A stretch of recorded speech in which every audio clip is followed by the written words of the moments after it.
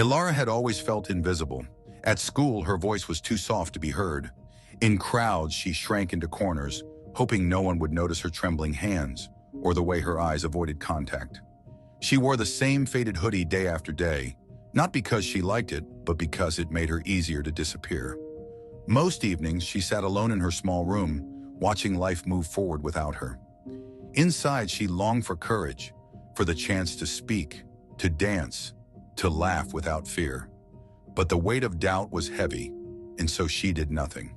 One restless afternoon, unable to bear the silence of her own thoughts, Elara wandered through town until she stepped into an old thrift shop. The air was thick with dust and forgotten objects, and there, hidden between stacks of books and cracked frames, she saw it, a round mirror with a silver frame carved in vines and tiny stars. At its edge, a faint inscription caught her eye. "See what you need." She didn't know why, but she bought it. Perhaps a piece of her hoped it could give her something her life never had. That night, back in her room, Elara wiped away the dust and stared into the glass. What she saw made her heart pound. It was her, but brighter. A version of herself she didn't recognize. Confident, smiling, surrounded by people who admired her. She looked into her plain wall mirror to compare, and the timid girl staring back confirmed her fear. "That's not me," she whispered. Yet the mirror kept calling her.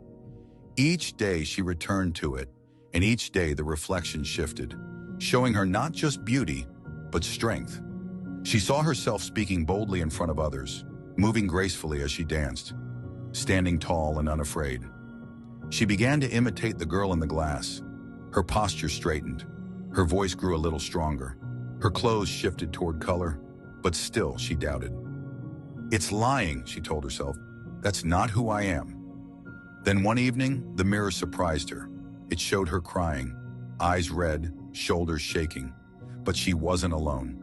In the reflection, friends surrounded her, comforting her, holding her. For the first time, Elara understood. The mirror wasn't showing perfection. It wasn't a lie. It was showing what was possible, who she could be if she dared to believe. With trembling hands, she pressed a note against the glowing glass. "I'm ready."